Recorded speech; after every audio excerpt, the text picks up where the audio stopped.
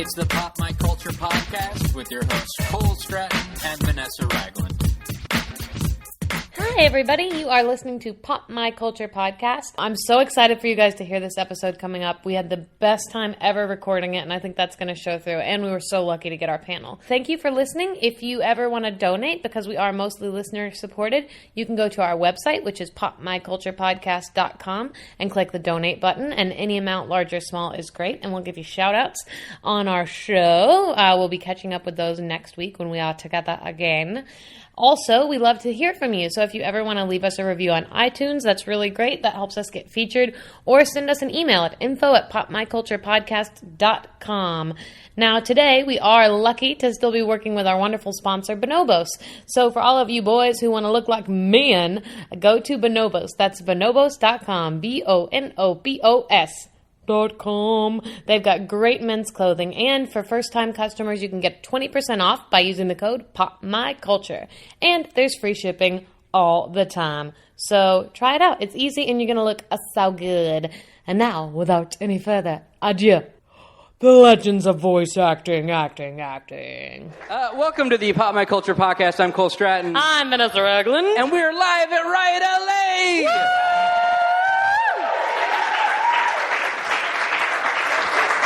Thank you guys so much for being here. We're really excited to be here. Has anyone actually heard our podcast before? Oh, all right. That's good.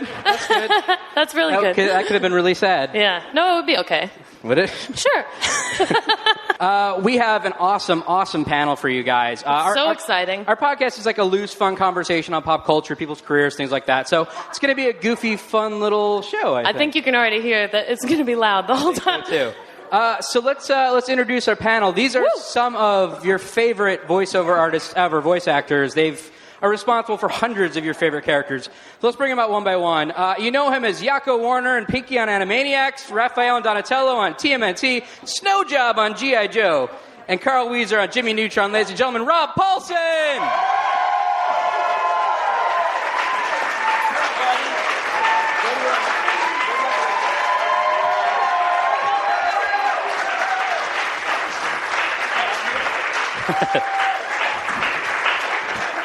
Next up, you know him as the Brain on Animaniacs, Kif Kroker on Futurama, Egon Spengler on The Real Ghostbusters, Dizzy Devil on Tiny Toon Adventures, Maurice LaMarche!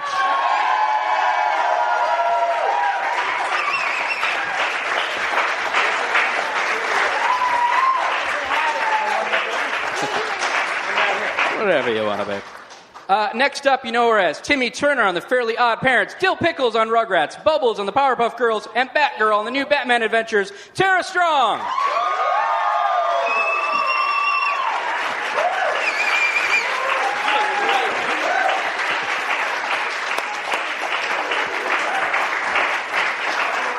Right there, that would be enough panel, but oh no, there's more.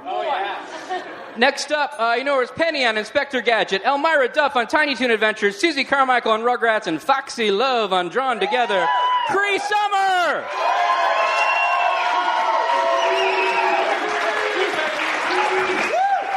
Yeah.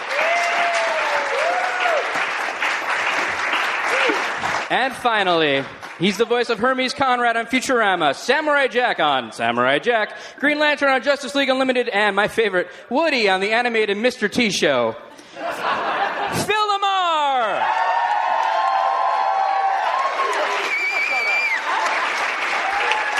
Thank God people showed up. They love you, baby. I want to thank all these Okay, go. Just go. Just go. I'm going to get this baby a drink. Boom. I love that character. Is this thing on? This is on, right? Yeah, By the way, before we begin, do you know that Maurice LaMarche just a couple of days ago won his second in a row, his second primetime Emmy? No. Come on, Mosey. Bruce Willis is so mad. No. Your money's no good around here, Brian. No. Buy yourself a little something nice, Pinky, like an IQ. Yes. Oh, Blaney. So actually, we are right now up against the Emmys. They are happening currently across town. And they're using all the air conditioning for that. They are.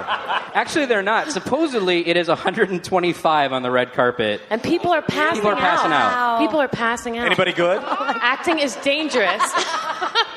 Is Joan Rivers melting on this? Yeah. Things Does it look are like dripping. the end of Raiders of the Lost Ark? You look horrible. Aaron Paul is probably walking around with a hand mister going, "Misters, bitch!" And he's good. So, so thank you guys for coming here when you could We're be so there. excited. Thank you for having us. So you guys have so much amazing work, and it would make I know sense where you're to, going to with talk this. about that, but since instead, we'll skip all that. My favorite show, unfortunately, is not eligible for the Emmys this year because it's brand new. But next year, you guys. We just got to get this out of the way up top. Yeah, because this is a powerhouse of production. It is a show called Oh Sit. It's a real show. It's a real show. It's an extreme. Oh, sit. Oh, sit. But you're supposed to SIT? think it's the other thing. Right, because they're edgy. It's a show of extreme musical chairs. Really? I'm not kidding. Real. It is hosted by Jamie Kennedy and Jesse Cruikshank. Yeah. That We needs got two some fans hosts. in the house. It needs two hosts. It needs two hosts. One of them to pull the chair out. Right. But By the end, there's only one. Holy, Brian Dunkelman, Batman. That's right. But it's set up like Double Dare. There's like a massive obstacle course they're running through, and then there's a live band playing really crappy band. music. It's and then all of a sudden they stop and a horn goes off and everybody has to scramble for the middle of the People arena. fall. Have you watched it in real life? 'Cause Oh, yeah. I accidentally did, and people are falling. Phil went to Phil watch is it. too sad He about went to those get already. the pregnant lady. So, Thank you, Phil LaMarr. so then, It so might be catching. this show, what does it have to do with me? Really need to Or any know of that. us, really. Having won 2 Emmys, I barely got my head in the door today. It's the new egotistical Mo, which is different from the old egotistical Mo. How, says Phil LaMarr? More Emmys. That's how it's different. There you go, exactly right. So it sounds like a cool show. It's really, and with Jamie it's Kennedy, really, it's gotta it's be really interesting. great. You guys Yeah. should go It'll be check it up out. next. I hope he talks black during it. Okay, yo, now you're gonna sit. Oh, sit. Can he say that at every commercial break? Yeah, I think it, Oh, sit. We'll be right back. Aw, damn, chairs be straight tripping. No, it's a pretty great show. For sure, for reals. Look it up. Let's get off of that, shall we? Enough of that. Well, let's talk a bit about your guys' stuff. I think it's time. I think it's time. We spent a good 4 minutes on Oh Sit. So, all of you guys have done so much amazing stuff. And what was that? and all of us have done some really shitty stuff, too. Yeah, we're going to focus on that, actually. So my question is for each of you: what was your very first voice acting gig? All at once. Well, since I think I'm the oldest here. No, you're not, son. No, I'm sorry. You're right. You have a couple I years. got the on me. patent on fire. That's right.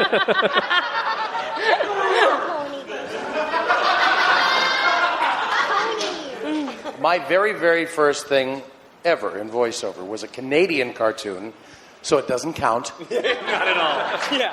IMDb Like won't My print- Little won't print Pony, that. that doesn't count. Wait, you're represented. Oh, We yeah. have 3 Canadian expats right here. Front row.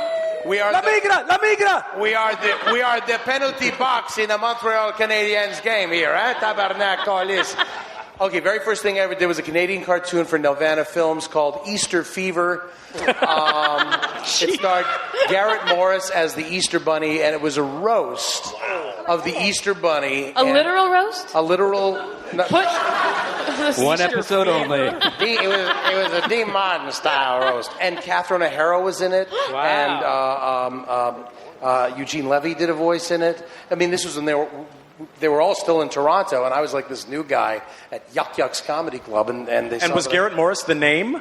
No, Garrett Morris was he was the name. He was the name attached to it. But it was in the height of Saturday Night Live, and so I played like Don Rickles as a rattlesnake, Don Rattles.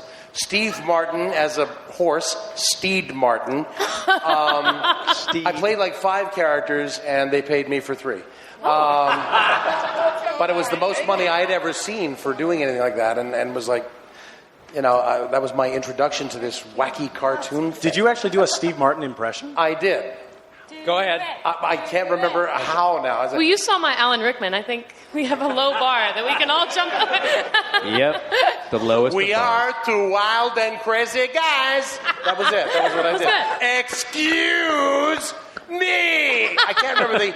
They horsified the lines, to make them horsier, so that it was like a Steve Martin kind of thing. But I mean, that's all I did, and I did the Don Rick. You gotta be a Jew, lady. You only want to hear when a stole on it's 105 for crying out loud. You're the Jew and Old Beaver and Heat. Anyway, gang, and that was my Steve Martin. Had they found you doing comedy, or what? Had they found you doing comedy? Yeah, they found me down at Yuck Yuck's Comedy Club that's in Toronto. awesome. Yeah, and they just said, "Oh, he does impressions. Let's get him." We've got some animals. And he's brand new. We can make him work for $5 and only pay him for $3.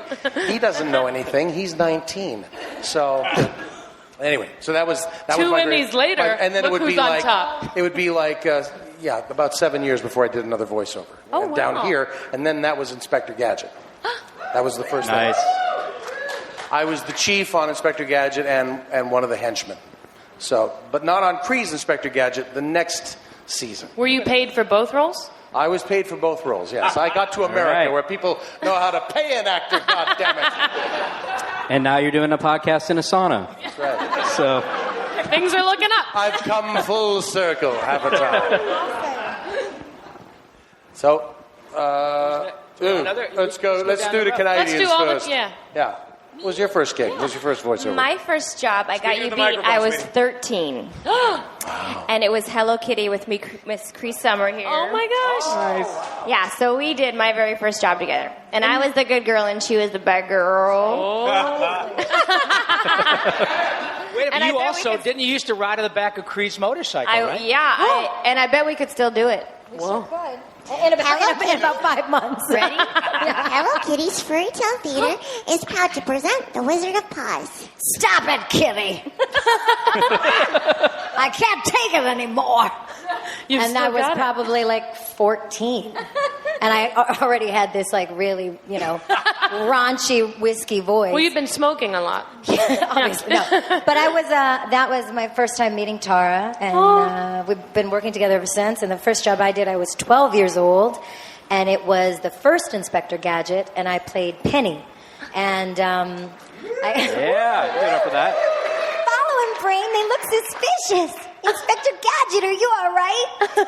And my father played Dr. Claw. His name is Don Franks. Whoa. And it was complete nepotism at the time. He said, why don't you check out my daughter? And I was just blessed enough to get the job and keep working. But wait a minute. How is that nepotism when you're in every episode and he just shows up like 4 or 5 times? Well, I didn't say who it was for. I helped out the You old pulled man. some strings for your dad. I did what I could for the man, yeah. That's But he right. still does a lot of voiceover work in Canada. That's awesome. Your dad is like the Orson Welles of Canada. He's got this deep voice. Yeah, rich And he voice. was in no, not the Finian's Rainbow. Finian's Rainbow. Finian's Rainbow. He played did the Woody. first recording of Old Devil Moon. Old Devil my Moon. favorite And that's where version. he met my mother, who was a dancer in the chorus. Whoa. And Go on, stunning. Mom. Yeah. She got him, yeah. Go, girl. Hey guys, I hate to interrupt this amazing podcast, but I promise you it will be back soon, and there's even better stuff to come. I just wanted to tell you a little something about Bonobos. They're our awesome sponsor, great looking clothes for boys. I make my boy wear them. Cole wears their clothes all the time, and he looks really good. And for his birthday, that was his whole wish list. So Cole's a big supporter. But they have a really cool thing that we haven't actually talked about on the show yet, and they're called guide shops. And there's 3 of them. So for all of our listeners in either New York City, Boston, or Palo Alto, you can go and find out how to look good in person. A guide shop is just a place that you go, you make an appointment, and a personal shopper is going to help you find what works for you. They're going to put outfits on you and make it all work, and then they'll ship you whatever you like. So there's no pressure to buy, but you can show up and you're going to look really good. And I heard on a blog that they give you beer, but I can't vouch for that. So if you live in one of those cities, you should definitely go by a guide shop, or girls drag your boyfriend to a guide shop, or somebody drag your dopey dad into one, and he will come out a hot new man with a lease on life.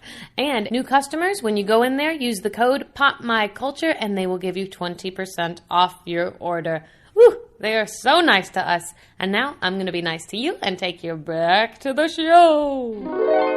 in the back? My very first job, actually my first professional job of any kind, was the one Cole referenced when it came out, the Mr. T cartoon. Yes. For NBC. It wasn't Hanna-Barbera. You know, Hanna-Barbera was known for cutting costs by using the same backgrounds over and over again. This was done by Ruby Spears, which was the cheaper version of Hanna-Barbera. The premise of the show was Mr. T was the coach of a traveling gymnastics team. Of course. That rode in a bus solving mysteries. It's the story we'd all been wanting to hear, you know? I want to see you do the splits again. Do the splits again. Put on that leotard and do the splits again. And he would do like these live action sort of like intros. Scooby Oksana Bayou is what you're saying. Yeah. All right. Come on. They were making a movie making a series gymnastics for team. Mr. T. Did There wasn't a lot of thought going into this. Did you meet Mr. T? No. We recorded it for 3 seasons. The first season, they told us, well, Mr. T's a little, nervous about his reading skills.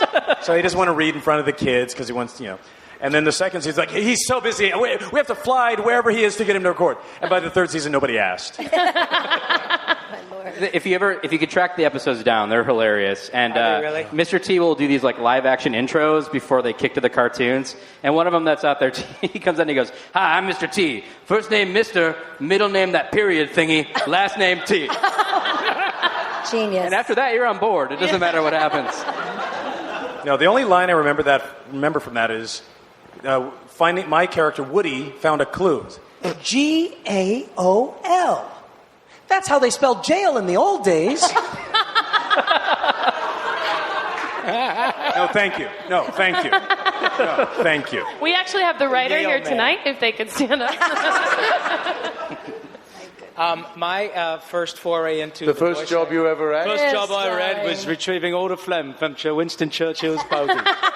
No, was the first gig I had voice-wise was G.I. Joe.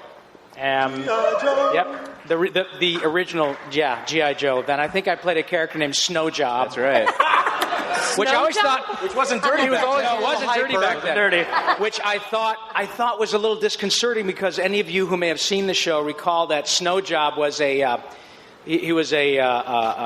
Alpine soldier, and so that he had skis and a white parka, and I looked really cool. And so because he had white on, he would blend in with the snow. Except that he had a bright red beard. Yeah, bright so red he's going, shoot for the beard. Just aim at the beard. Ain't no big thing. So I thought that was pretty stupid. But yeah, that was my first. That and Transformers, like in the first week or so. Wow. But yeah, that was 1983, 84, something like that. Wow. Yeah. Wait a minute. Is that right? 85? No, wait. What year was yours? Because mine was 83. 83 Transformers? Oh, yeah, you're Mr. T? Yeah. I'm just trying to see if I'm the first. 1979. Hey! Sorry, There we go. kids. You're ahead of me, buddy. You're ahead of me. So, yeah, that was my first But I'm also dying first of everybody on this stage, so. We'll give it to you. All right. That was you want. So when you guys get hired to do a role, what's the process like for kind of determining the voice of the character? I mean, I'm sure it's different per project, but... Look at picture, open mouth. Yeah. I never get casting a cartoon show without a model sheet. And a few people do that, and I know that they want to concentrate on character, and a lot of cartoons now are very writer-driven, and so just concentrate on what the words tell you. But if you show me a picture of the guy, somehow... I know you work like this too, Rob, and Phil. It sounds like, I begin to inhabit the guy. Based on whether he's short, tall, fat, skinny. Does he look? You're starting to move like Bill Shatner. I don't understand.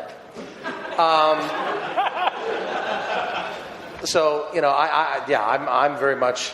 I like the words and the model sheet, and just try to climb inside the guy, as it were. Does anybody else ever do this thing? Because sometimes they will give you a paragraph of description of a character, like Ron is a very calm, mature dad. Yeah. And will you read those things? Sometimes I'll read the description the way it's described. It's like Ron is a very calm, mature, respectables, and try to find a try to kind of. And then what I generally do is if I can see something, certain characters lend themselves more than others. If I see that the physical, the sort of 2D drawing that Maurice was talking about of the character has a physicality about them that I can tweak.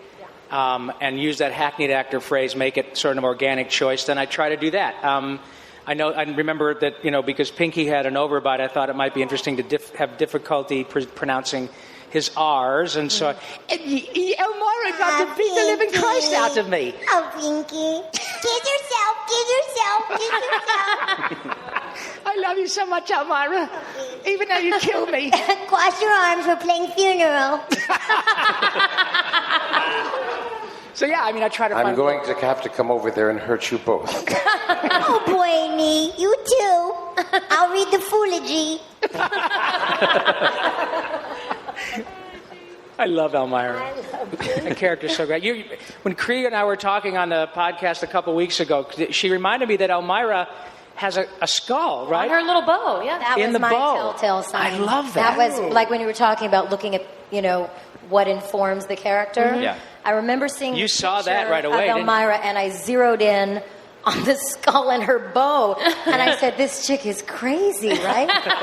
And that's when I thought, because it said she's cutesy, and I thought, yeah, but she's got to be cutesy, crazy, because no little, baby's got a bow with a skull. So I lit that in for me to make her just really outside, and I came in with that read, just making her bonkers. Was she basically what she became in your first read? Yes, that's how she started. Well, that's how I brought it in. Yeah. And I also remember going home saying, I definitely didn't get this part. Really?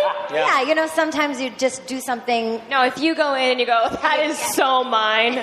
Never. No. If you think you got it, you didn't. But, sometimes you do make a large choice or an outside choice, and it doesn't always make you leave with confidence. Right. You think, I really went too far this time.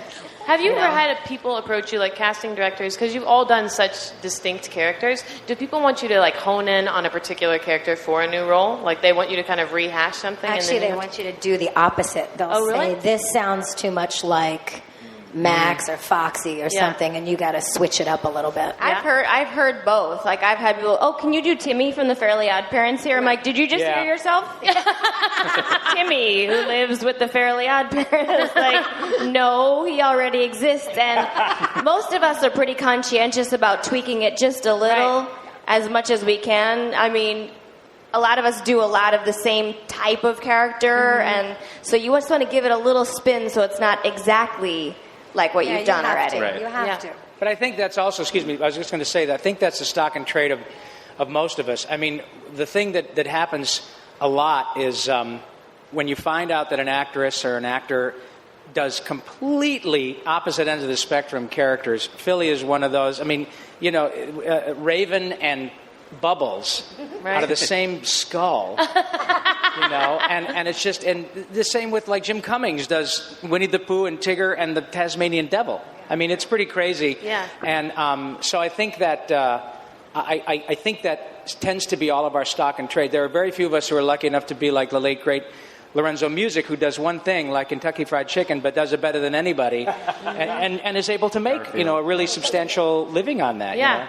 I'm sorry, Phil, I didn't mean to interrupt you, but I just... No. I was just going to say that sometimes if you have too signature a read, it can come back to bite you. Yeah. It's like everyone loves it for, that, 1 to 4 year period. Like, we got it. And I was like, no. Right. You're overexposed. Yeah, that's the truth. I've actually heard producers in passing say things like, we love Welker, but we just use him all the time. Now, that's Frank, who is the best of us, right? And he even told me once, he said, Robbie, you're going to go through a period where you will be, the good news is they will use you all the time. The bad news is they're going to say it's, we use Rob all the time. And it's a left-handed compliment because they're, like you just went over and read at Nickelodeon last week. And that's exactly the way it should be. There should be new people coming in. But the trick then, for all of us who are of a certain age, as I said, I hold the patent for fire, the trick then is to continually reinvent ourselves, to continually say, I'm not going to rest on the second Emmy I've won in a row. Cozy. And he doesn't. That's why he won another Emmy because and Phil, my God, when I had Phil on my podcast a while back, he said, I'm at the end of tonight.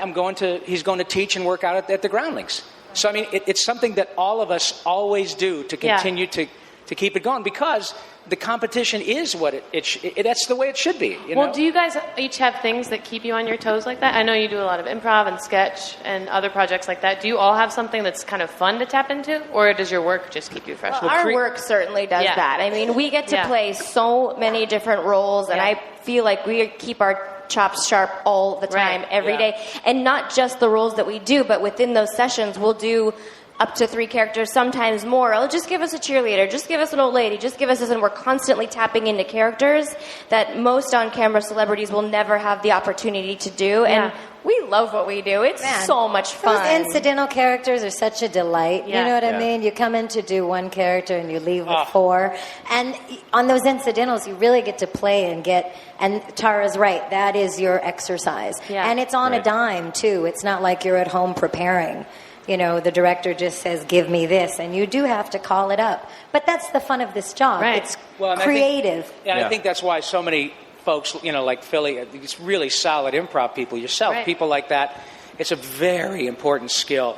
And I've had more than, I can't even remember the number of times that I'll be with any of these people, and they'll throw in any one of them a curve and say, hey, there's this guy that comes in, he's got 4 lines, and then Phil does something that ends up being a recurring character. You never know when when that opportunity is teed up for you, and you do something that just they go wow, and plus it's just a hell of a lot of fun. Yeah, you know. And my challenge is always to try to make Rob laugh. It's hard. Let's come up with something. You know what? Stone over there. Talk like Magic Johnson. That will make me laugh. We are so happy to be here. Sheila, play them drums.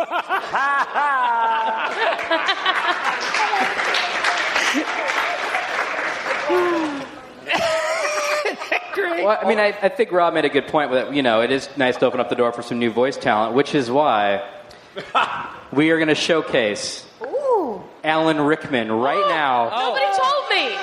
You guys, close your eyes. Wait till you hear this. Close your eyes. Okay. And just picture. I feel ready. I do feel ready. Fantastic British character actor Alan Rickman. All right. He is about to enter the room. Just close your eyes and go on a journey. Ready? I feel ready. Cole, you should have warned me. I know. Okay. I know. I would have had a lozenge, but I'm ready. Ho, ho, ho. Now I have a machine gun. Boom! Thank you. Oh, stop. No. Give that woman a Canadian cartoon series. Who knew Alan Rickman had such a great set of pins? Tell you. That was the most tentative applause I've ever heard. No, everyone's like, is this okay? It's okay. Yeah. I was kind of hoping for stunned silence and then a slow clap from somebody. Maybe later. We'll do it again in a few minutes, right? I just want to keep bringing it back. That would be great. So, Rob, you have the distinction of being the only person ever to do 2 different Teenage Mutant Ninja Turtle voices. Woo! Thank you. Less tentative. I'm telling you, I have been doing. I did Raphael forever, years and years ago, and next Saturday, the new TMNT premieres on Nickelodeon next Saturday at 11 o'clock, and Baxter Stockman. Phil is Baxter Stockman. Yes. Have you seen the drawings? No. They made him look like Superman 3 era Richard Pryor. Really? Are you kidding me? It's pretty accurate. It's amazing. Lucky guy. What does he sound like? The name, it's Stockman. Baxter Stockman. Yeah. There you go. Not unlike Alan Rickman. Yeah, kind of Alan Rickman-y. But Well, the funny thing is, this is sort of like a personal challenge for me. Sometimes because a lot of times you get a character that is specifically written a certain ethnicity, and sometimes you don't. And Stockman wasn't. Yeah. And every once in a while you get like an incidental character, and I will try to make a voice so white that they can't possibly animate it black. Right. I thought I had done it this time. No. They got Apparently not. But I'm telling you, man, it's a hell of a ride to get a second bite at that apple because it's just it's amazing to me. And the cast is great. Oh my God, Kevin Michael Richardson is Shredder. Yep. Mae Whitman is April O'Neil. Jason, I only opened my mouth to change feet. Biggs is Leonardo. Sean Astin is now Raphael, who is a lovely guy. You just give him a lot of pointers. Yeah, I did. Well, they did that at Comic-Con. It was kind of cute. We had an enormous panel at Comic-Con, as you can imagine, and they introduced all of us, and we sat down, and they said, and Sean Astin is now the voice of Raphael. Sean, can you tell us a little about Raphael? And I looked at him. I said, yeah, fill me in on Raphael. He's delightful. And Greg Sipes, I'm telling you, Beast Boy from Teen Titans. I'm telling you, if there's ever anybody who is perfectly cast as Michelangelo, it's Greg frickin' Sipes. He's perfect, amazing. And Philly is Baxter Stockman, and Nolan North is playing the Krang, and so it's and Peter Hastings, who was one of the story editors and producers on Pinky and the Brain, is now one of the executive producers on Teenage Mutant Ninja Turtles. Oh, wow. Yeah, so it's a pretty cool mix of some interesting... It's a little darker than the original one. It's pretty cool. It's got some very cool action sequences and an interesting mix of comedy because of Peter. Yeah. So it's pretty cool. Awesome. You guys have all done a bunch of cons. I'm sure you do them all the time. I'm doing one right now. I'm conning you into thinking that I know what the fuck I'm talking about. It's working! Do you feel like you have a character each that's like really resonated with people, that's what they want to hear you do? Is there one thing that's always begged for? If so, what is it? Tara. Well, I have to say, I mean, I've been so lucky that like so many of my characters have been legacy characters like Batgirl and Raven and Harley and the Powerpuff Girls and Dill Pickles, and I've never seen a fan base like My Little Pony. I've just isn't that do we have any bronies here tonight? Bronies. Nice. They're just hilarious and supportive and creative, and they've given way over... too old. What I was going to say is, and they've raised over $60,000 for a little girl with a brain tumor. And, Awesome. That's great. And so I've been meeting a lot of them at cons, and they're just, I've never seen a more, they're just so hilarious and amazing and fun, and I love the bronies. They're What do you feel like is really resonating with people? Well, I think it's, Lauren Faust is the one that designed this particular My Little Pony, who of course worked on Powerpuff Girls and Foster's Home, and she did not create a show for little girls. She created a show that everybody could watch. And I mean, like the Big Lebowski's animated in the background, and there's a lot of adult humor and throwbacks, and the art design is just beautiful. When she first came to my house to say, would you do this pitch for me? I like that she came to your house. How about that? Yeah, and she had all these amazing drawings that I was just like, she's just such a visionary, and that's why it's got an adult fan base, and people just love it everywhere, and it makes people feel good. And I hear a lot of guys saying, I was so depressed till I had this, and it makes me feel good. And if it's making people feel good, there's nothing wrong with that. That's By the way, did you see right up front? Look at the look at the stuff right up here. Doctor Who? Whoa, a Doctor Who pony? Yeah. Oh, wow. Oh. What is it? What does it say? Dr. Hooves? Yeah. See, You get I it? told you adult humor. See? It is. Adult It's great. It's amazing what stuff comes back and reinvents itself and becomes a big thing. Because being a child of the 80s, like, I didn't have My Little Pony. I had Pound Puppies. That's what boys had. That's back too. That's back too. I'm on the new Pound Puppies. And there you go. Yeah. And then now it's like making the thing back around. Yeah. Awesome. Anybody else that you get stuff a lot at the cons? Henchman number 2 from Inspector Gadget. Yeah, I can imagine. Not Steed Martin? No, not Steed Martin. Steed Martin. Don Rattles. I guess, you know, the thing that's happening now is that the kids, the little kids who watched Pinky and the Brain in the early 90s are now, young adults, and some of them are serving in our military. And Rob Paulsen and I are going to, but Rob has already made one visit to Walter Reed. I couldn't go that weekend, but we're going to go off to Kosovo and Germany to entertain the troops, because our soldiers are the little kids. So Pinky and the Brain Pinky and the Brain resonates at the cons, and Futurama's, Totally, pretty yeah. hot right now. So we get some good Futurama attention there, and I get to do Lieutenant Kif Kroker and Morbo the newscaster and Calculon the star of all my circuits, and so if I riff on those guys, and of course Hermes Conrad himself is right here. You can't do the voice unless you fill out the proper paperwork. See? Fox is going to be on my ass. Isn't that great? Yeah. I mean, he's so happy. great. That's what makes people so happy. I mean, If I do this, that's what I'm saying. Philly does a couple of lines. Brain, say something to the nice people, will you, please? Pinky, are you pondering what I'm pondering?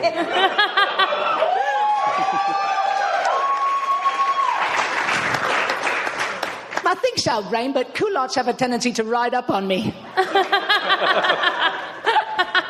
But it's just so. Yeah, I know. But it's just so lovely to have anything in your wheelhouse that. And Mo was remarking about the soldiers. I was back at, like Mo said, back east visiting with some of them a couple weeks ago, and the last place that we hung out was at the USO facility at Arlington National Cemetery, and it was with the honor guard. And of course, their job is to provide a certain measure of respect and dignity. The last thing that these people, moms and dads and loved ones, see of their kids often. And we walked in there, and there were 15, probably 19 to 28-year-olds, and they were all watching Adventure Time. All of them. All of them. And as soon as I walked in, and we started talking, and I said, "Well, hey, God, look, you handsome man." They freaked out. This one guy goes, "Hang on a second, sir." And he goes running back to his barracks, and he comes back with a Pinky and the Brain Christmas stocking. Oh, my gosh. He had it in his barracks? In his barracks, yeah. And he says, is the brain coming too, sir? And I said, No, he's not. He's breathing hard, but he's not really coming. Whoa. Thank you. Good night. It's an old shrapnel injury. But no, the point is that these folks are all in. When you get to a place like all of us who have been lucky enough to do this work for a certain number of years, you run into people, and whether it's the ponies or the turtles or Futurama or whatever, it's just it's animal it is. Yeah, it's just such an enormous thrill, really. Well, let's do first, shall Okay, we? yeah. We do this every podcast, a different first in life. For episode 93, I can't believe we're at 93. You keep thinking of questions. I'm I so know, proud right? of you. Well, You this just is start pretty apt. reusing them. Yeah. That's right. Nobody's going to download them. So this is for everybody. What was the first impression you ever did, and was it any good? Oh. My first impression was actually anybody here remember the show Columbo? Yeah. So it had just been on the premiere episode, just been on the night before, I think it's 1971 or 72, and I go out to I'm in junior high school, and I'm a geek and a nerd and a wallflower, and You nobody. have to take off your glasses and let them I see will. your eyes. I will. Okay. So Mr. Fraser, the math teacher, is there, and all the girls love him because he's handsome and he's got a great head of hair and he's funny, and so he's doing this really bad impression of this show he's watched last night called Columbo. And I look and I see these girls just like looking at Mr. Fraser while he does these impressions, and I walked up to him and I just did this. Watch it. Excuse me, sir. Mr. Fraser, there's been a murder here. You're murdering a Peter Falk impression, sir. Ridiculous. So at 14 years old, I discovered the one thing I do really well in life. And so, yes, the first impression I ever did came out Did great. it work with the ladies? Yeah, they kind of turned and were like... So, I worked with Susan St. James, oddly enough. Yeah. Different show. Yeah, a Rock Hudson action. Yeah. So, that was the very first impression I ever did. But I remember watching you when you did that Fuji videotape commercial. Videotape commercial. Because was that after the Young Comedian special with Ronnie Just D? after the Young Comedians. Oh my God, he did like 8 impressions in that 30-second Yeah, spot. 30-second spot, 8 or 11 Incredible. or 12. Wow. It's not just the impressions. But I was like a human channel changer. That was the joke. Was that, put the good stuff on the good stuff. Was like, the idea was that I'm like a human videotape in the spots. They're a fun spot. You can see, I think there's one spot on YouTube you can see. I weigh 160 pounds. You won't recognize me. But it's astonishing. It really is. Well, it's also the fact that the ones that he does, like there was an episode of Futurama, it was the war episode, right? And his Alan Alda, like who do you know who does Alan Alda? Yeah.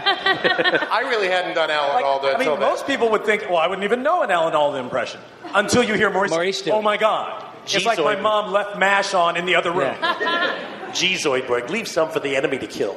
War as hell. Great. Spectacular. Who does that? Well, you guys have seen Ed Wood, right? Where Vince D'Onofrio is Orson Welles. Yes. Maurice is Orson's voice all through the entire movie. I dubbed it because Vincent D'Onofrio chose to do a high-pitched voice, which was very strange. Yeah. Look, they lit him perfectly, and he had all the mannerisms down. He even, pursed his lips the way Orson would before taking a puff on his cigar. He was perfect. And then he was like, how do you do? I'm Orson Welles. That was what was in the dailies that I got. Sounds like Alan Rickman. Yeah, I thought so too. Pretty dead on. Ho, ho, ho. No, that's my I have the machine gun now, Mr. Cowboy. Anyway. No. But he doesn't. Did I do that? No. Doesn't have nearly the pins that you have, though, baby. So yeah, I don't I'll have take what I anywhere can near get, those. right? So yeah, it was just one of those weird things. Ladies, do you remember yours?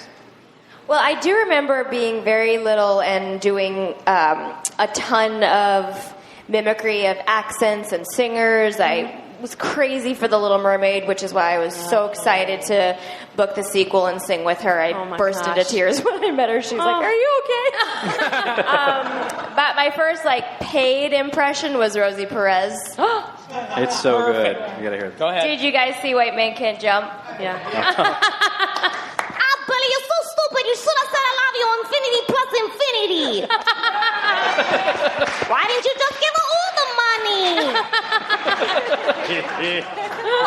That was my first paid impression. It's worth the money. It's good.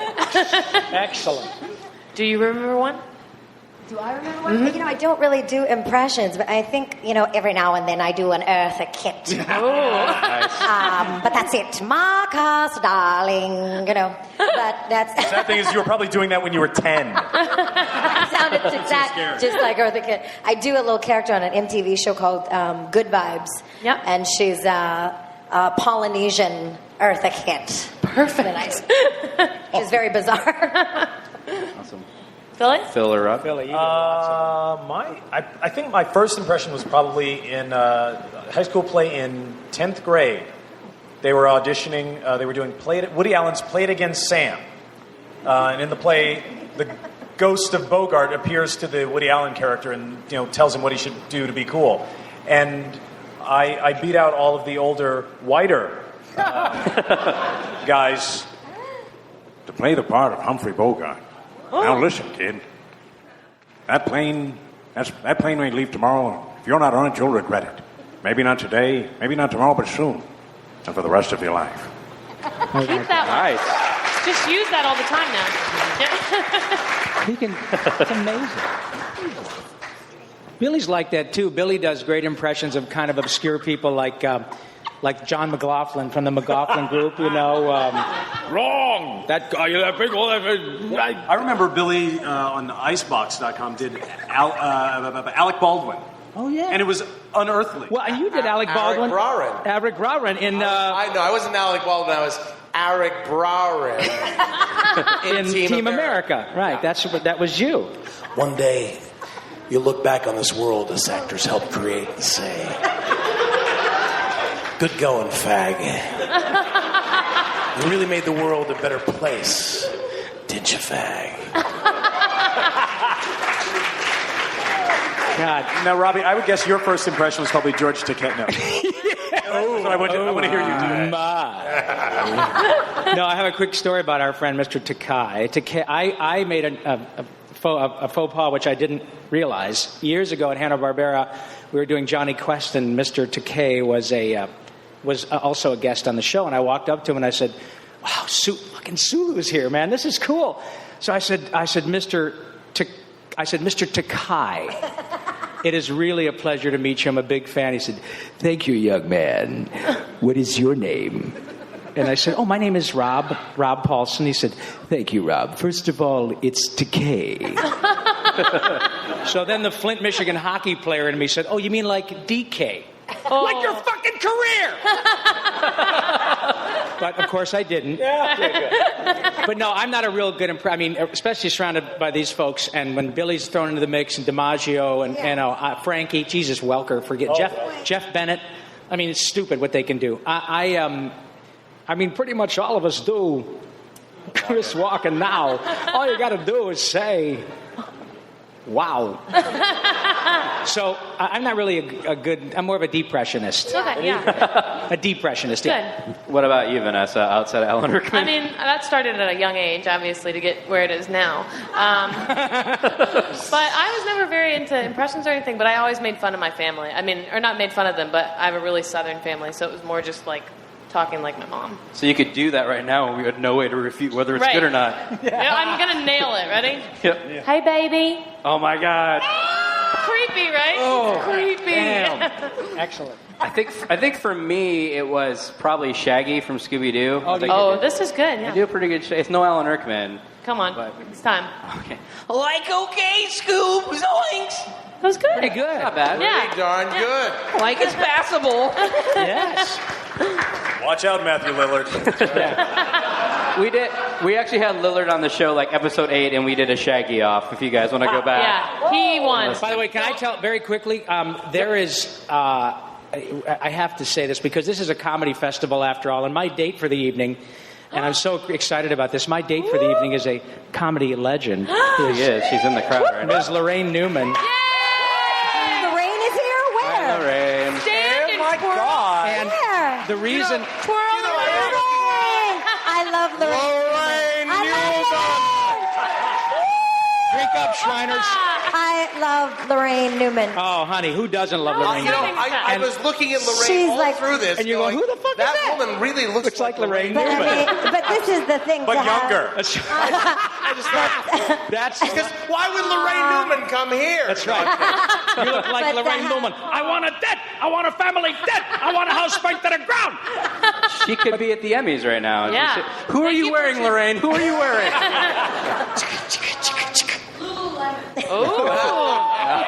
But the reason I brought up Ms. Newman, we know what a legend she is and how incredibly gifted. But when I set her up a couple months ago and we were talking, and I said, with me tonight. Oh, excuse me, is that you? With me tonight is the lovely blah blah blah blah blah. You know her is the lovely and talented Lorraine Bracco. And when I threw out Lorraine Bracco, she fucking nailed it. It was, just like that. It wasn't like she took any time at all, and I never would have thought. Lorraine Bracco is so she's not only a gifted. I know, honey, you're the BEST. Oh, you did well. You were a little. So it was 12 years. I don't know how do you spell Jägermeister? I don't know, but no, she was pretty. She's amazing. I know a secret about Lorraine Newman. Oh, what? Oh. Tell it. I know Lorraine Newman's kryptonite. Peach All you schnapps. have to do to crack Lorraine. Oh, yes. Lorraine We know Newman, this. comedy legend. That's right on Futurama. On Hysteria. Yes. Oh yeah. Lorraine Newman is a sucker for fart sounds. She is. Which is why I started doing that. I just wanted to see Lorraine crack up. If you make a fart sound, Lorraine Newman. In fact, everybody now fart. I want 150 of you to fart. Everybody fart. And it would. Poor Lorraine. Fartarama. Dun, dun, dun, Here's what would happen. I'll be Lorraine. Not nearly as easy on the eyes, but I'll be Lorraine. I'm getting ready to read my line and do what we used to do to Lorraine. She says, "Okay, ready, Lorraine? You're rolling." Today, and then she would just, oh God! And look at her now. Just Christ. Oh, she's helpless. She's absolutely helpless. This is fantastic.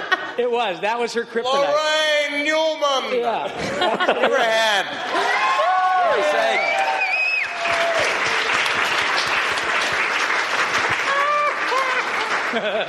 So it's hard to follow a fart extravaganza, but I'm going to try.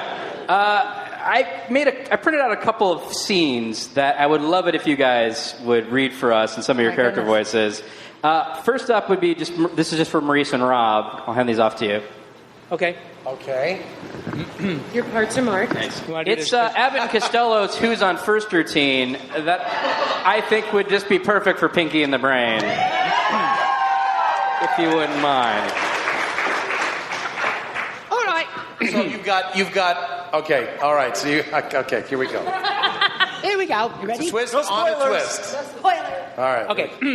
Strange as it may seem, they give ball player nowadays very peculiar names.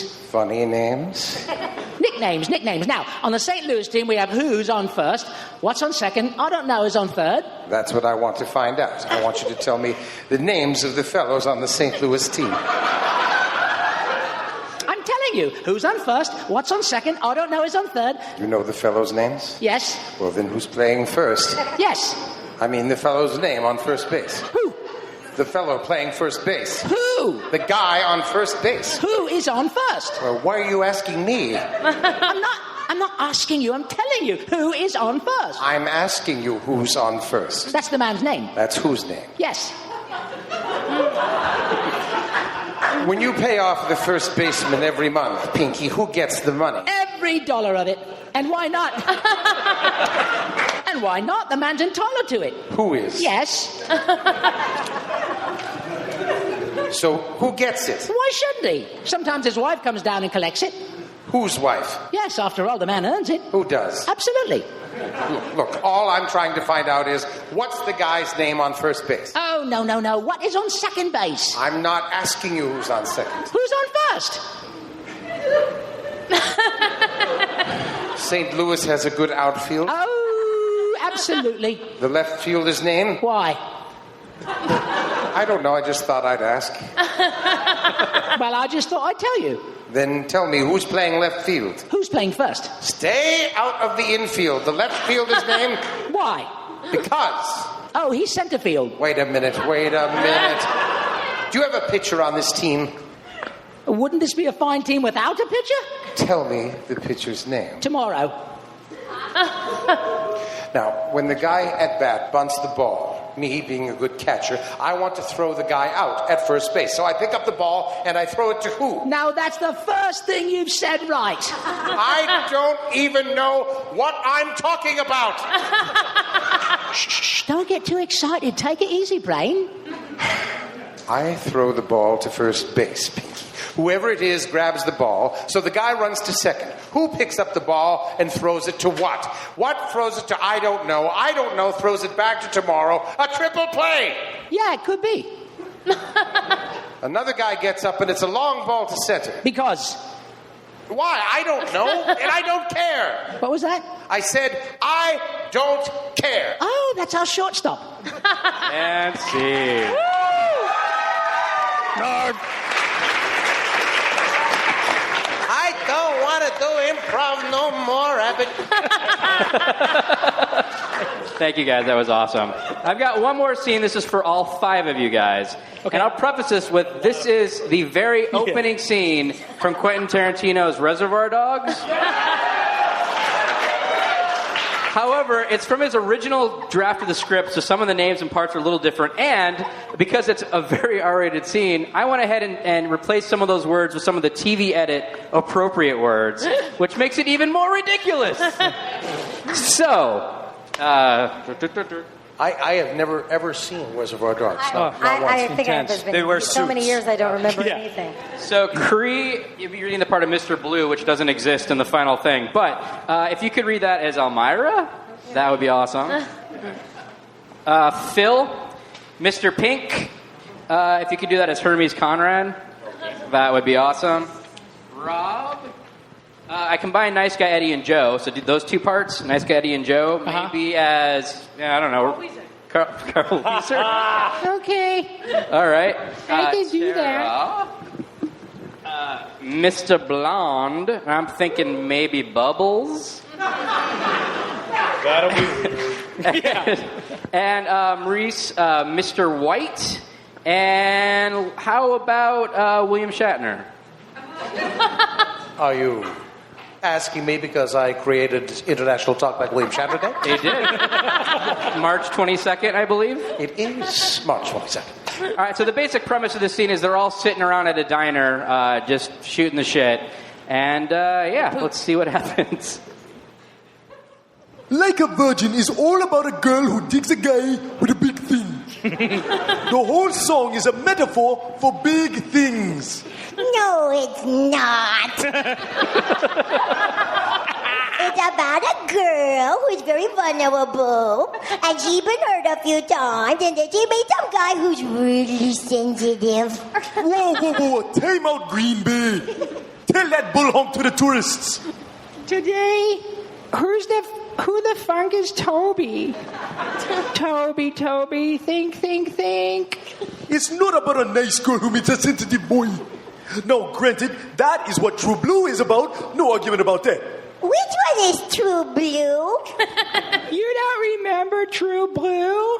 That was a big old hit for Madonna. Shoot, I don't even follow this tops and pop stuff, and I've at least heard of True Blue. Look, Astro, I didn't say I ain't heard of it. All I said was, how does it go? Excuse me for not being the world's biggest Madonna fan. I like her early stuff, you know, Lucky Star, Borderline.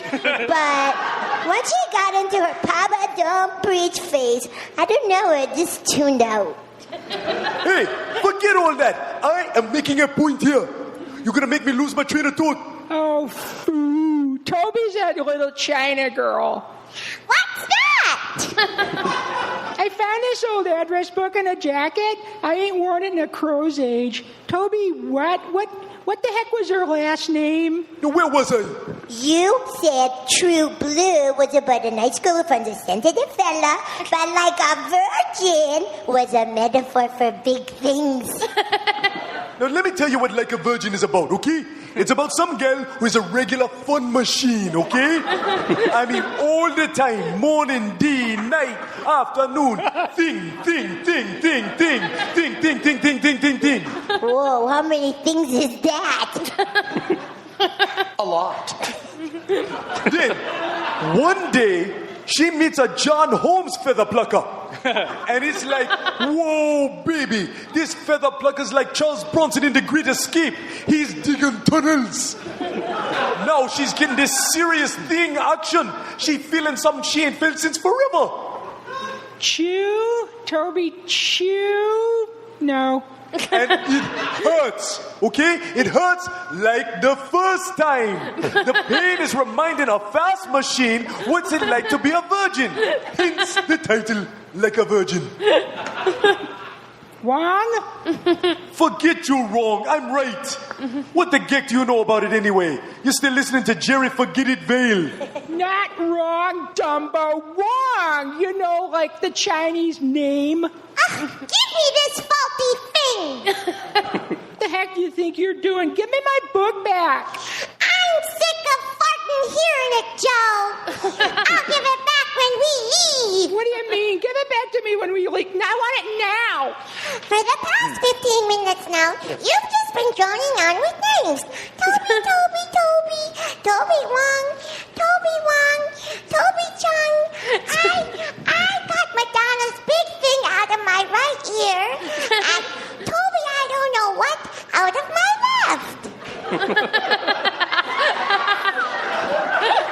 There's not enough Vicodin in the world, is there? What do you care? When you're annoying as heck, I care a lot. Give me my book. You gonna put it away?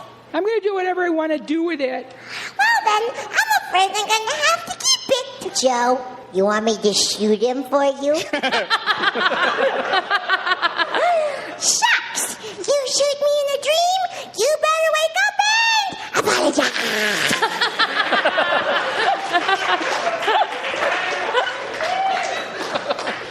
check. I'll take care of this, you guys. Why don't you leave the tip? And when I come back, I want my book back. Sorry, it's my book now. Blue, shoot this piece of stuff, will you? Okay, everybody, cough up some green for the little lady. Oh, still me. Come on, throw in a buck. I don't tip. What do you mean you don't tip? I don't believe in it. You don't believe in tipping? I love this kid. He is a madman, this guy. Do you have any idea what these ladies make? Don't give me that. She don't make enough money, she can quit.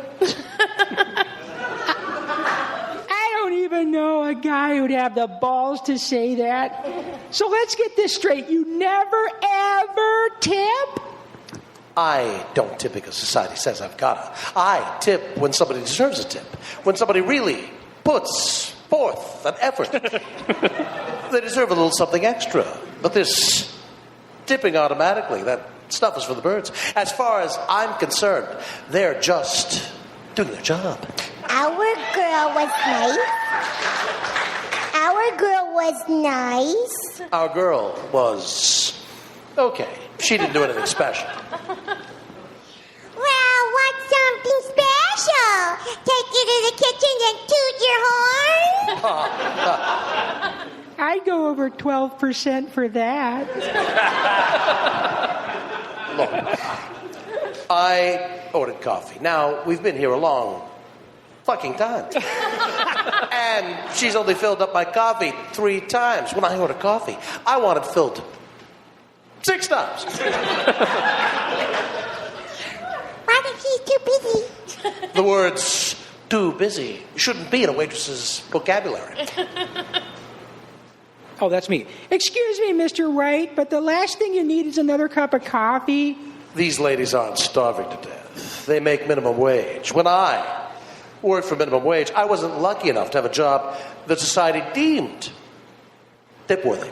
Now you're getting down to it. It's not just that he's a cheap buckaroo, but it's also he couldn't get a waiter job.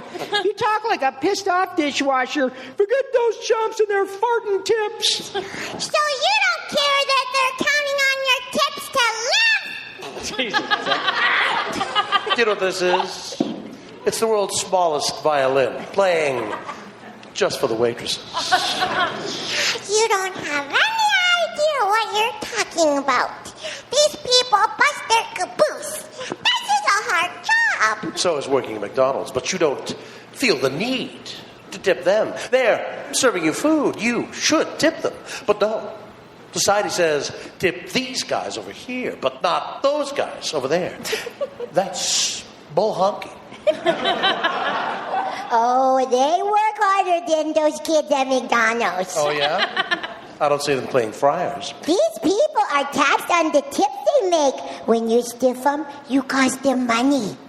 Waitressing is the #1 occupation for female non-college graduates in this country.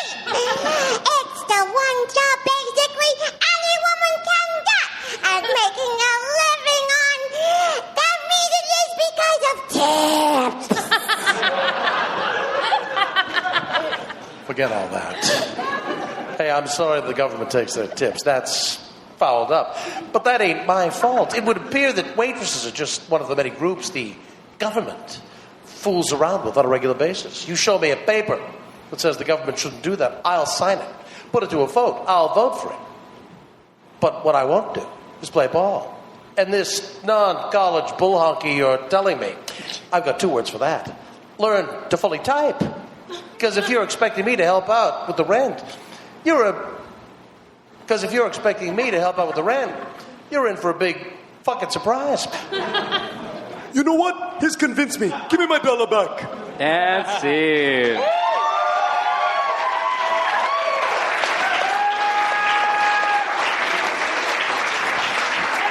Oh, unabridged strap. Yeah.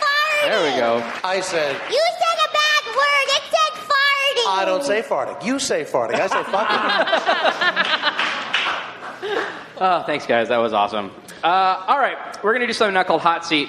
I'm going to interview one of each of your characters with some rapid-fire questions, so fire back. First up, I'd like to talk to Foxxy Love. How you? Oh my goodness! How you doing, baby? Hey, Foxy. Hey, hey. Sounds so black. What you need? First off, chocolate or vanilla? What you think? I'm gonna let you answer that in the back.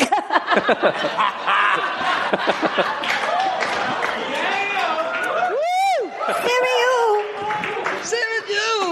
Wow! Jump back, gotta kiss myself. All right, your favorite jam to get down to? Oh, my favorite jam to get down to would be the theme from Star Wars when I'm doing it to Lando Calrissian.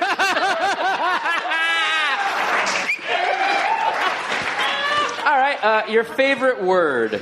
For real.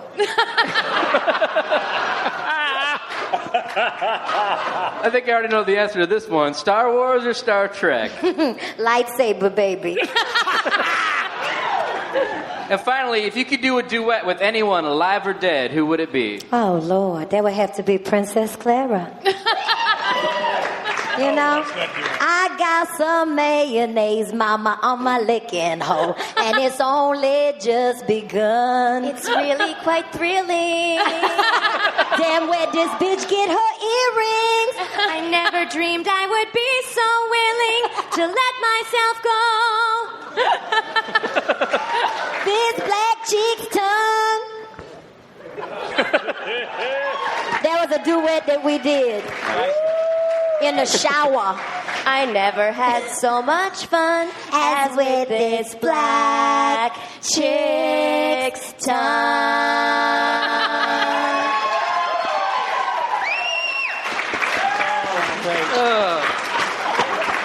Good thing you took all the curse words out of that last one. Yeah, good thing. Yes, good yes. thing. Good thing. Next up, straight to the Library of Congress. Next up, Kip Kroker from Futurama. Oh my, goodness gracious, I'm so nervous all of a sudden. Yes, of course, I'll do anything to please. Kif, what's your favorite board game? Oh my goodness, it's there's a new board game out from Milton Bradley called Kill Captain Brannigan. It's my favorite. Boxers or briefs? Well, I'm actually constructed of a series of bladders, so I just like to wear a hollowed-out bladder over everything. How many licks does it take to get to the center of a Tootsie Roll Pop? I was going to refer to my friend. I know that one. Cats or dogs? How did you know? And finally, what's your favorite phone app? My favorite phone app, Kill Captain Brannigan. Thank you, Kip. The app link to the game. Hey, Timmy Turner from Fairly Odd Parents. What's your favorite cereal? Oh, crap. Not that one. I wish I had some blueberry and frankenberry. I like that stuff. Nice. Would you rather hang out with a crimson chin for a day or be given $100,000? I wish I could have $100,000 and hang out with a crimson chin. All right. Number 3, if you could be like anyone when you grow up, who would it be? Foxxy Love. Timmy's got a dark underside. That's right. Everybody want a dark underside. What's a black chick's Timmy wants the black chick's tongue. I know that's right. Oh, Timmy, I'll meet you later. Pizza or tacos? Pizza. Beware, we have pizza and waffles. And what's the funniest joke you know?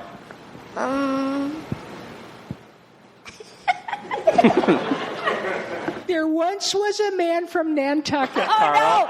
Oh, no. Carl. Crap. got that one. I wish I had a joke to tell. All right, we'll let you off the hook, Timmy. Thanks for being here. Samurai Jack. Yeah, I hope you know that I'm sort of the Robert De Niro of interviewed animated characters. Yes, of course. You don't know what you've gotten yourself in for. Mr. Jack, high fives. That is not my real name. High fives or fist bumps?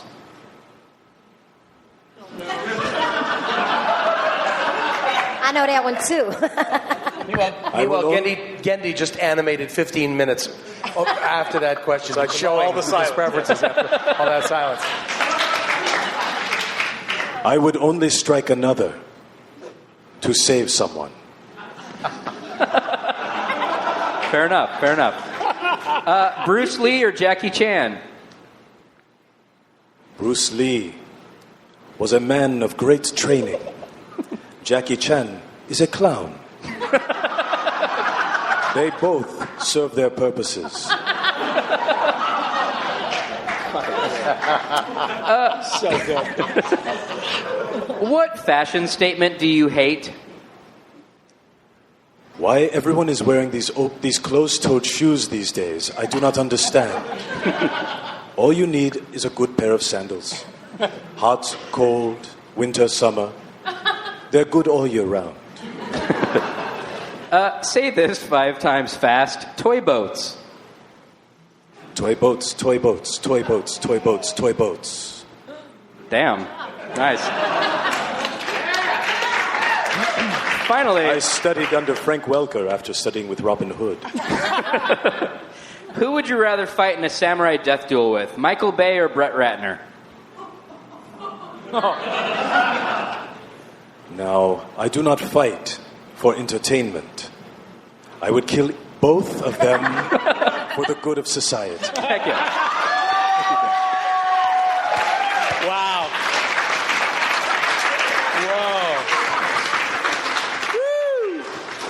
Whoa. All right. Hey, Carl. What? What's your favorite candy? I'm sorry? Your favorite candy? An all-day sucker. I actually dated somebody who was an all-day sucker. What? Oh, it's not like you think. You're so dirty. But I like you. What are you most allergic to? I'm most allergic to enclosed spaces with approximately 50 people and an ATM machine. So right now I'm pretty much getting ready to check out. Would you rather own 10 llamas or have your own spaceship? 10 llamas or my own spaceship? Yeah. Are you fucking crazy? I'll take the spaceship. I mean, I'm you not... like llamas? Well, I like llamas, but if I had a spaceship, I'd get laid so much more. I mean, come on. You know, I've been a star for a long time, and I have not gotten any in years. Foxxy Love, I got to give you a number. Hi. Sing the chorus to your favorite song. The chorus to my favorite song? Uh-huh. We don't need no education. There's more. We don't need no thought control. No dark sarcasm in the classroom. Wow. Teacher, leave it, kids.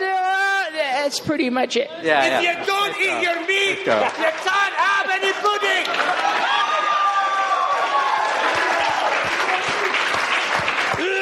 Stand still, laddie. And finally, Carl, if you could meet anyone in the world, who would you want to meet? I think right now, if I could be anyone in the world, I would really want to be Kim Kardashian.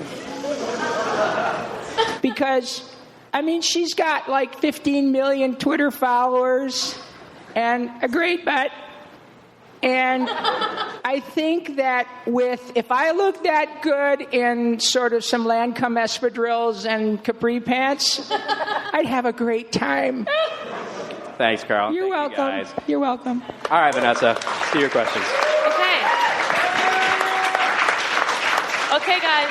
It's the home stretch. This is the last part. You're really close, but I have questions too. They're pretty Wow, hard. and you wrote them down. Yeah, it's a new thing. I'm trying to... Cole made me. You think it's going to work? Well, I have to read this one. Have you ever met an Olsen twin? Go. I have no. None of you. No, have you? No.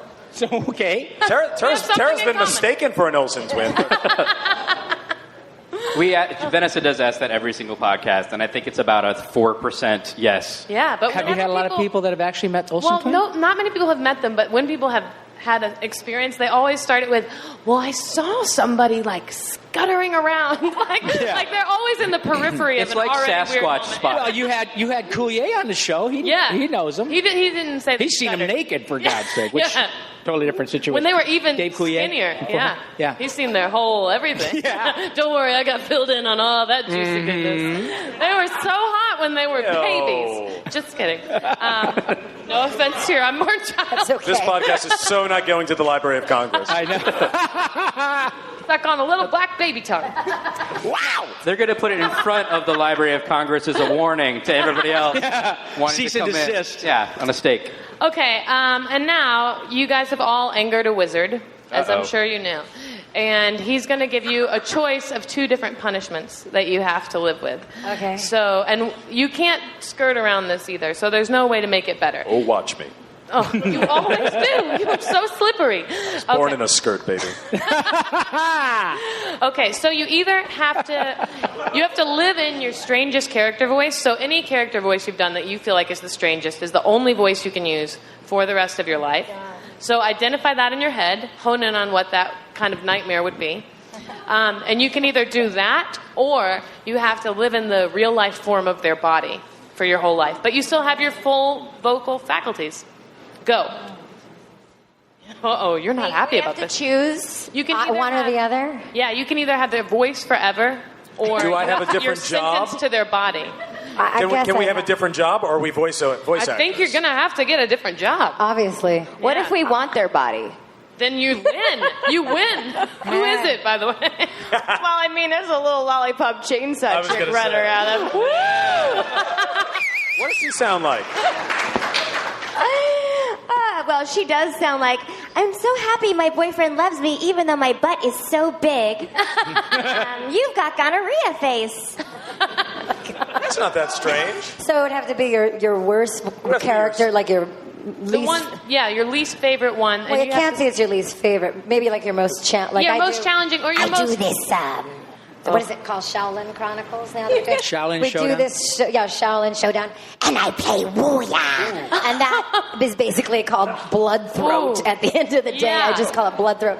So I don't think I'd want to talk like that forever. So but she's a ghost. I'd have to be she's a ghost. Ooh. Well, hey, there's perks to that. Oh, So, yeah. that's- You can That's sneak right. around. Yeah, so I'd probably be the Good job. ghost of Woo-Ya. Yeah. I've got a blood throat.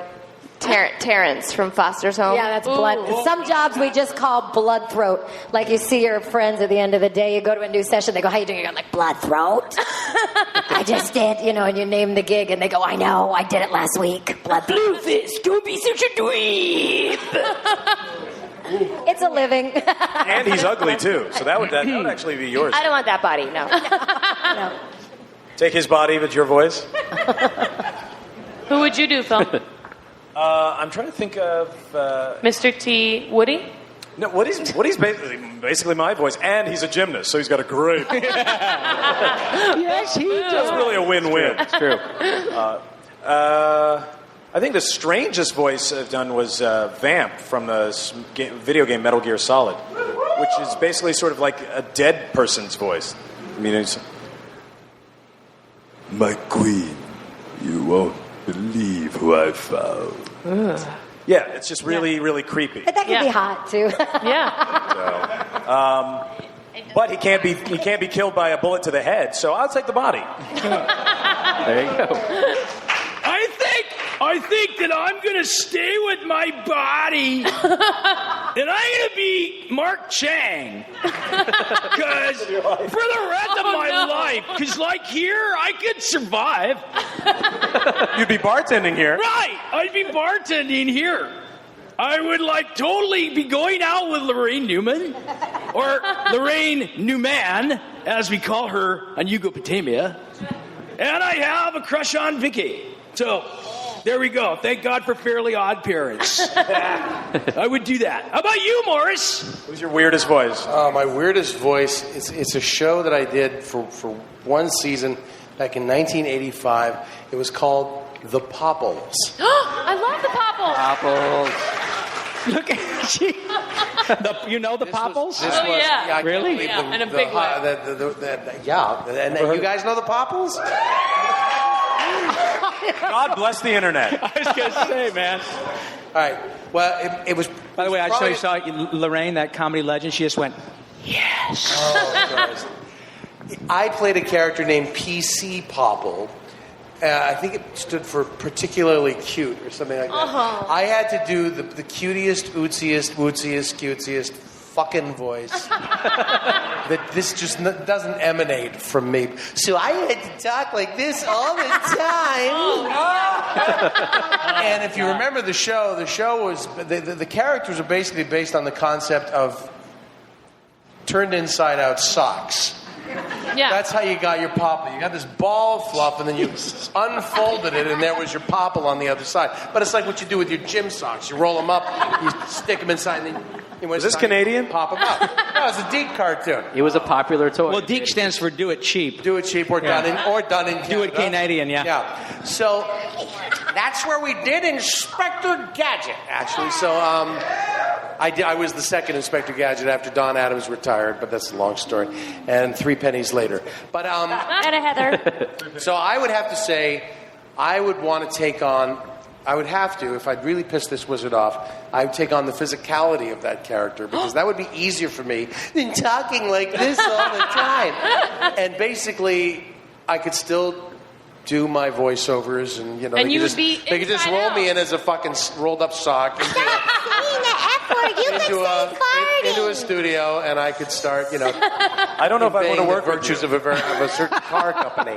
Yeah, I think you'd have to record alone. I would. I think that would freak us I out. record now anyway. So guys, you got to get out. Maurice is coming. I basically have the physique of a large turned inside out popple, so it's not like I get any less chicks. So go ahead. So that's it. That's my. Might get more guys if you're an inside out sock. Oh my.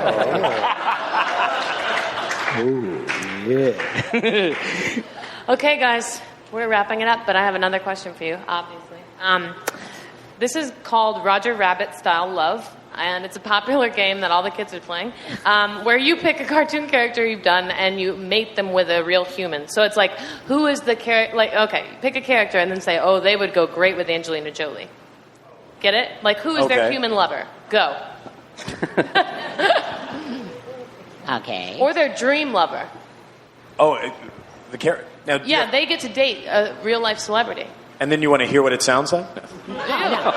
Good God. Yeah, take it there. Okay, I think without a doubt, Yakko Warner and Nicki Minaj. So obvious. Match made in heaven. Honey, she would be all over me like white on rice. Oh, yeah. Oh, totally.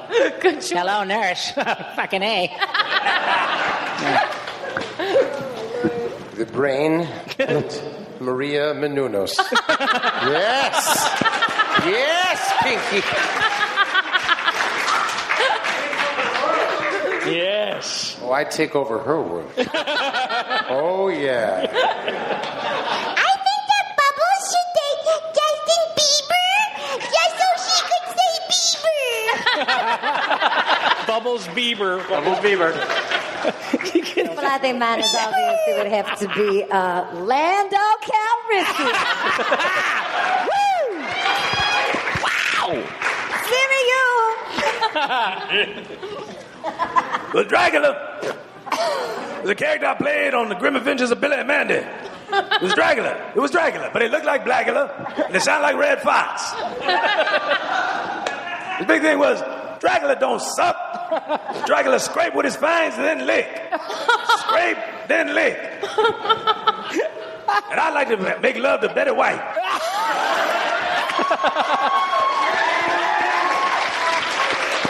Because she, like me, will live forever. Oh, that's great. Well, thank you guys all so much. This has been so much fun, you guys. Fantastic. Thank you, guys. You can please watch all their shows. Watch TMNT when it premieres. All these guys are on Twitter, so you should follow them there. Rob is at Yakko Pinky. Maurice is at Maurice LaMarche. Tara is at Tara Strong. Cree is at I Am Cree Summer. Phil is at Phil LaMarr. I'm at Cole Stratton. I'm at Vanessa The Ratman. podcast is at PMC Podcast. Whoop. Yeah. And we did it. Thank you guys for coming. Thank you guys. everybody. Thank you so Phil much. LaMarr, Rob Paulsen, Maurice LaMarche, Tara Strong, Cree Summer. Thank you guys. Enjoy the rest of Riot LA. Subscribe to the Pop My Culture Podcast on iTunes. Check us out online at popmyculturepodcast.com and follow us on Twitter at PMC Podcast. Thanks for listening.